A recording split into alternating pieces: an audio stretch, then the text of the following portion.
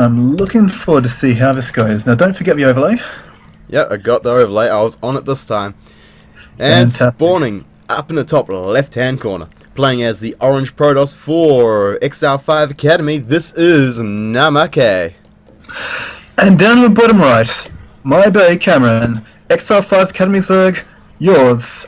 Now, because it's Cameron, it is only appropriate that we give a shout out to the Dank Memes crew and to Ice Cream Bingsu. Okay, so it's going to be played out on Echo.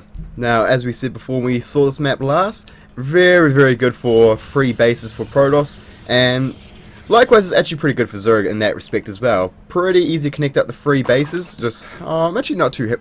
I should actually get around to that. See how many creep tumors it takes to connect the free bases, because that would actually help me out a lot in my matchup.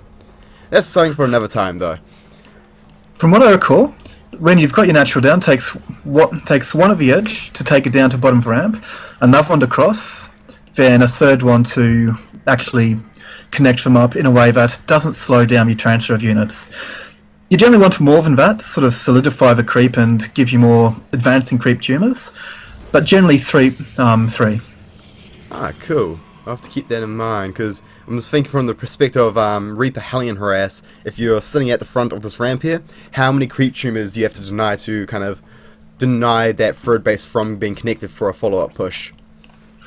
We're seeing a gateway opening again. I'm interested to see if 15, he's on 15 supply, 16 supply, and no gas. At this point in time, if yours really knows what he's up to, he'll be thinking, wait, no gas? He's going to be expanding, and 2 probes are being coming down. Oh, actually, he nearly has enough money. If he, I would love to see something like a hatch block. That would be hilarious. Now, if there's one person in all of Exile5 Academy who I would expect to see some dirty shenanigans out of, it's Cameron. So one of the things I love about his play is when he gets into his head to just mess with his opponent, just for the lols. And when it works beautifully. Yeah. I have not seen much of yours as PVZ before or his other matchup, but I do remember I versed him way ages ago in the ACL, when that was a thing, that was at the start of the year. I remember I versed him in the best of 5, and he's good. Very good. As during the time where Zergs were complaining like hell against mech. And midway through the series, like, yeah, no, I like versing mech. I was like, oh wow. And for good reason, he was good against it. So now, keep in mind also that in the time since the ACL, he has been in Exile5 Academy. He has been training hard. He's been working with the other Academy guys and getting in a lot of practice. So, but the reason one of the reasons I do bring that is because mech and Protoss are very similar. So therefore, if you're comfortable dealing against mech or Protoss, you should be comfortable dealing with the other, because you're playing against a very similar style. And basically, what this means is yours. He knows how to use the spellcasters.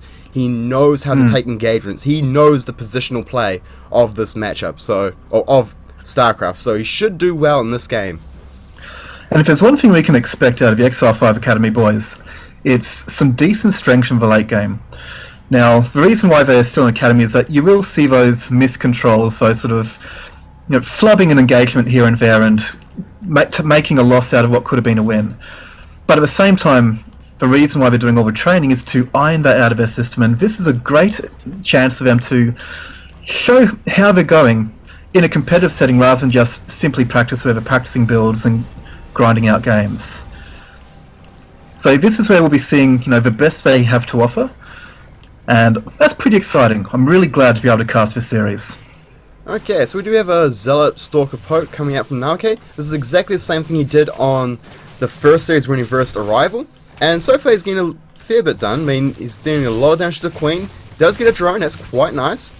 Oh, trying to get a few links here and there with the Stalker, but if he got that Queen, that would have been amazing, but still he did a little bit of damage and only lost the Zealot. And he's actually coming in with the Mothership Core now, so if he targets down that Queen, he could actually take it out. Because the Mothership Core can already fight the Queen by itself.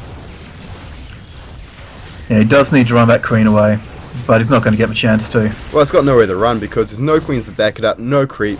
It just goes down, and this is what I'm glad to see this out of Namakaye, because where he fell down in his games against the rival is he failed to cripple the Zerg's economy early on. Now he's got it back out now because there's another Queen out and he's lost all of the shields and most of himself in that Mothership Core. But he's done enough damage that he should be able to comfortably macro up and probably consider taking a third sometime very soon. Yeah, this is definitely a strong position for Namakaye. That little poke at the front, actually, is that? No, it's not quite a fall off. Nearly, but not quite. But yeah, Namakaye's in a pretty comfortable position right now. He did a nice little poke there, annoyed the Zerg player, and just kind of threw a wrench in his like perfect macro build. And that being said, the Zerg is not behind. He's still got more harvesters. He's still got a better income. Yeah, and his gas zones are quite nice. I mean, his lair is on the way. He's going to be looking to go into that lair stage of PvZ where he gets his roaches or hydras, where he starts committing to tech. And meanwhile, from Namakaye, we don't have anything just yet. He's had his +1 finish up, but there's no Twilight, and there's no actual tech. He's actually just going to follow up the 4-gate pressure, it seems. So we'll see what he gets done with this. He's got a couple of zealots here. There's a lot of drones here at the third base, and nearly losing the Mosha core. It does go down, so that is well played by Cameron. But one That's queen exactly goes down, 2 queens go down here. Actually might get a 3rd queen there. Oh, they're back on creep. 4. Oh, nope, going to back off. Just going to go for the drones at the 3rd. And the thing is, queens can out micro zealots on creep. Yeah. And if he can just get that 3rd tumor down, like I was saying earlier, he'll be able to connect that ramp, and there won't be that slow point. Alright, so the drones have abandoned the 3rd base. Here come the Lings, the 3 queens walking up, and it looks like he's going to commit to fight. He's not going to target the hatchery down, he's going to try and trade. Oh, that queen pops up, that's going to go down. Ooh, get that out of there. Too late. Far too late. Now, Namakaye's hit a very nice timing. He's able to attack before the Zerg can get out a lot of units without crippling their economy. And at a time when the creep spread was not comfortably through enough to be able to micro queens effectively against that harassment. And by killing that 3rd, he has made a position very uncomfortable for Cameron, because you can see he's had to expand forward, which is not what you want to be doing against a Protoss who's in an aggressive standing. But if he can hold this with the roaches that he's just built, he'll be able to take that 3rd again and be back in a good position once more, because Namakaye is doing this on 2 bases. He's not taking his 3rd yet, and we're past the 10-minute mark. He is transitioning though. He's got +2 on the way, he has Blink on the way, and he can do a follow-up with +2 and a lot of Blink Stalkers. And Roach Speed is on the way, it's going to be finishing up soon. Hydra Den on the way, Infestation Pit on the way, but for a long time now, a Zerg player is going to be stuck on 2-base economy. So he's not going to be able to power up as strong as he would like to. He isn't going to be able to build up that bank, and look at Namakaye's bank. He can slam down gateways, which is what he's doing right now, and as soon as that +2 finishes up, once that blink is done, he can start moving out with a large gateway force and just start trading. Because it's going to be +2 versus no upgrades. And adding to the Zerg's wall is the fact that while he's getting some decent creep spread out the front, he's not connected his main to his natural. He's not got enough creep yet to connect his current 3rd to the attack path and defense path that he'll need. He's not in a comfortable enough position to take a 4th yet, because he knows that he's going to be looking at a strong pressure timing yet again. He's just very bad. He's in a very bad position, both strategically and just economically. Okay, so 3rd base is going down for Namakaye. He's going to be getting that up and running. Hive is going down for yours as well. So the question is here, is Namakaye just going to sit back on 3 base? Is he just going to macro up, or is he going to try and get some aggression done with this +2 and blink finishing up? Now, here we go, he's going to start making a move out, but he's going to swing out to the right-hand side, where there really is nothing out there. I think the entire goal of that is to deny any 4th base that yours might try to tag down behind it. Because Naman knows that at this point, to come back into the game, the Zerg needs to be taking more bases. Now, he'll see that empty base and go, alright, excellent, that means if he's taken a 4th base, it'll be where his 3rd was, and if I come through there, I can make force fields, come in, kill that, then go back to pressing the attack. And that's exactly what he's going to do. Yeah, so this 4th is going to go down. He does cancel it, which is really nice. And here he goes. He's going to start moving down. He's got a couple of sentries here. Oh god, this is going to be bad. He can force field all that army into the main and just go into the 4th. That's exactly what he's going to do. You can actually leave a few sentries there so you can keep the force fields going. But by the time that these units get here, by the time the force fields are gone, this 4th base can be sniped. Yes, and at this point, I think we're seeing the beginning of the end for yours. Oh, more forces going down on the ramp, keeping those units out Just really good control from Namakaye here. Good force fields. This fourth base is going to go down, and a lot of these drones are actually going to be trapped. Oh, don't know what those force fields are supposed to do. Pretty poor force fields there. These ones are much better. Still not the greatest. I mean, he creates that bottleneck so that some roaches come through, which lets him snipe off some, but he would have been better off simply blocking the path entirely so that he could escape and not have these lings nipping at his heels. Oh, actually, is he going to try and split the army on this ramp? Oh, nope. Looks like the Zerg has to back off. Yeah, he's got to back off because now he's entering the area where reinforcements can start coming in to bolster Namakaye's retreat. And he'll be fighting off creep, which is a big no-no. Exactly. And he's still not connected his main base to his natural with a creep tuner. I mean, he's now got almost 50 energy on the natural queen.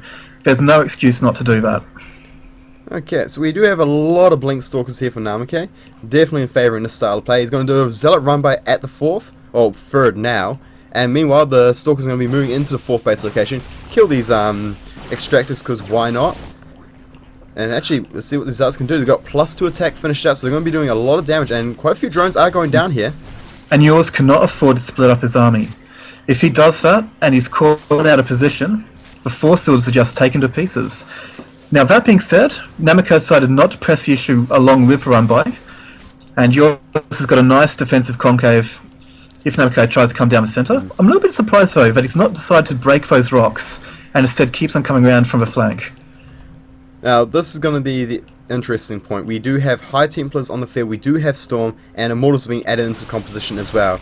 And +3 is just on the brink. Oh, it's actually not on the brink, it's still got a wee while to go. But still, it's going to be a very heavily upgraded Protoss army. Oh, is he going to get these Vipers? Ooh, nope, we're going to just back off. And actually, this is a good place for yours to take a fight. But force fields, oh, could have been some great force fields there, but Namakaye just not paying attention. Miscontrol by Namakaye. Losing a lot of sentries, a lot of Zealots. And now he realises, but that's a lot of sentries down. He'll need to rebuild those. And now's probably a good time to start be thinking about Templars. He already has Storm research. He's already got High Templars out in the field in his army, actually. They just met up. So he just needs to buy some time. He's got enough energy for a couple of Storms there and feedback. So it's going to come down to Spellcaster control. And of course, now we've got a situation that Zerg never wants. A 4-base Protoss, or at least a soon-to-be 4-base Protoss, and 3 bases for the Zerg. Because at this point, his main is very close to being mined out. He's 1 patch 35, 40, 215, 395, 105. Very soon he's going to be on 2 bases. He's trying to take his 4th again, but I don't see him holding on to it for very long. Not the kind of army that Namakaye is fielding. Yours is in position. He's actually going to go on the offensive here. He's going to strike into the 3rd base. And Namakaye sees it. He's like, huh, you're attacking me. Okay, I'll just attack back and kill all your bases. Oh, Viper flies right across the army. That goes down. That's painful. Oh, now he may deny the 3rd. He may kill that. In fact, he will. But Namakaye's killed his 4th, and he's going to come in and he's going to clean this up. And in this position, yours can't retreat. There's no line for him to retreat in. And he's got a Zealot run by hitting the 3rd base of the Zerg opponent. Blink is starting to come into play, but he's just waiting for the Templars to catch up. And here we go. The Storms will go down, and this will be the this has to be the end. Good blinding clouds, and Storms haven't been too great so far, but here we go. The Storms are starting to get the connections they're looking for. And a lot of the Vipers, they are going down, but the blinding clouds are good. Feedbacks have killed off all of those Vipers. This is it. Yep, Zerg army has been completely cleaned up, and Namakaye's just going to go on counterattack now. Yeah, Nama's mining off 3 bases. Yours is pretty much mining off 2 now. Oh wow, look at the 3rd base. 23 HP left. It was nearly killed, but as soon as this army moves up for Namakaye, it will go down, guaranteed. Like 2 shots, 3 shots tops kind of thing. Or a blast from the Archon. Now it looks like yours is going to try and... He's staked out a 4th on the opposite side from where he pushed previously, but I don't think he's going to get a chance to take it. Nama can smell the blood in the water, and he's just going to... good blinding clouds there, but just blinks on top of the army. Vipers are going down, GG is called, and Namakaye takes game number 1 in the series.